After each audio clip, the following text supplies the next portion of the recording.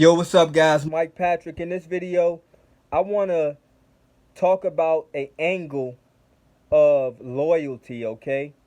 And how we should think about loyalty and how we define loyalty and will we expect loyalty to be. Okay, guys? Now, if you think about a dog, now when we think of loyalty, what's the first thing that kind of comes to mind for most of us, right? A dog, right? We think of a dog as the most loyal life form that there is to man, right? Um, and so let's analyze that though for a second. Let's think about dogs. For anybody that's ever had a dog, we all know that your dog is loyal. And basically, what loyalty means is under whatever circumstances, that dog, that person, whatever, is going to not change its stance and its position when it comes to you. Okay?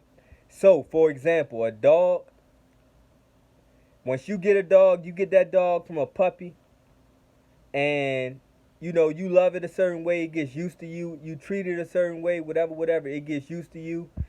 And I say love it and treat it, and I say that kind of reluctantly because I'm gonna make a point. Like, how about this? If you have that dog for a certain amount of time and that's all it knows is you, then it's going to become loyal to you because that's the nature of the dog. You see what I'm saying? That's just the way it's built. Meaning, you could take care of that dog like crap. You see what I'm saying? But if somehow it's living and you're all it's used to, then it's going to be loyalty. I mean, it's going to be loyal to you. That's going to be loyalty towards you.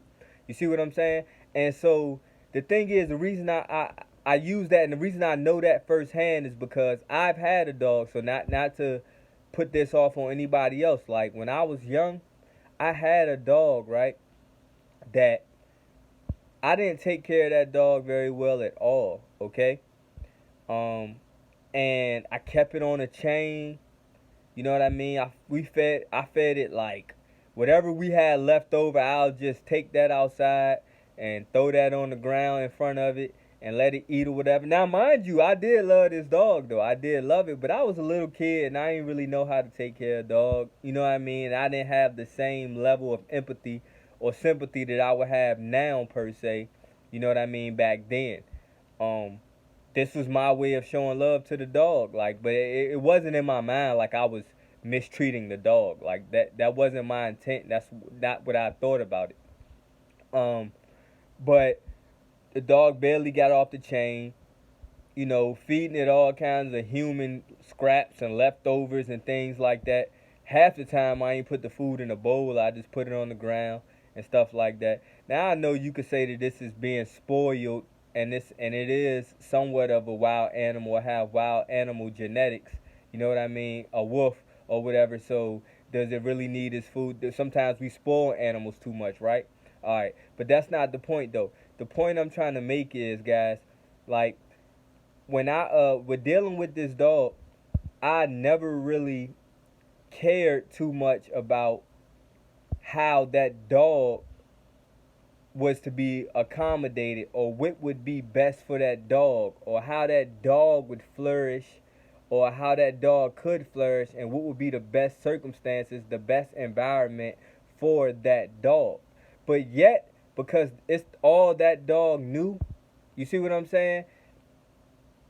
It was loyal for what it had. You see what I'm saying? At least I was giving it something to eat, right? At least I was giving it something to drink. You know what I mean? And then everything else, I guess you can consider the dog didn't have anything else to gauge up against like how else it was being treated. So I can't even say at least it had a place to stay. I mean, it was on a chain. You know what I mean? Had 95% of the time. You know what I mean? In one spot, and and versus it being a wild dog and it could just be free. You know what I mean? It might have had a little harder time to come by his food, you know what I mean, or more of a challenging time to come by his food, but yet and still it would have been it was still free. You see what I mean? And so the point is that dog though still was very loyal and loved me, okay? And would do anything for me based on the fact that the treatment that I did give it, that was all it knew, and that's what it felt as love, and it still would have did anything for me, to the extent to where I was playing with my at the time with my who my best friend was. I was playing with, we are little kids now, mind you, we are little kids. When I say little kids, I mean like it's probably like 9, 10 years old. All right, so my best friend at the time, you know what I mean, to the point where we was playing around in the back, playing basketball, you know what I mean, whatever, whatever, and we started wrestling. You know what I mean, not like we was just playing around. Matter of fact, I wouldn't even consider it wrestling. It was something where I was kind of picking on him at the time, and just kind of like kind of strong manhandling and strong arming him at the time. But my dog was right near, and my dog could not tell the difference in me playing around with him and me really being in a situation where I was fighting or under distress or whatever, whatever. So it bit my friend. All right. Um, and the point, and so I say all that to say this, guys. Like, just because somebody is loyal to you, it doesn't mean that you necessarily are doing right by them. And if somebody realizes that, right, like it doesn't necessarily mean that they're being disloyal to you because they start to take their best interests into consideration. Make sense? You know what I'm saying? So that's the more I think I'm pretty much ended on this. Just because I said all that to get to this, but I gave examples. The reason you got to tell stories and stuff is to give practical examples so somebody can understand what you're saying. Like, you know what I mean? So the point is, just because somebody is no longer putting themselves to the back, you know what I mean, for you, does not necessarily mean that they're being disloyal. You know what I mean? Because they could say that you're being disloyal, because if you are putting their best interest to the back, you know what I mean, and trying to put your best, what you think is your best interest to the front, you see what I'm saying, which would in other words minimize them, you see what I mean, then are you not being disloyal to them? So are they supposed to make a sacrifice that you're not willing to make? You see what I'm saying? All right, guys. Peace.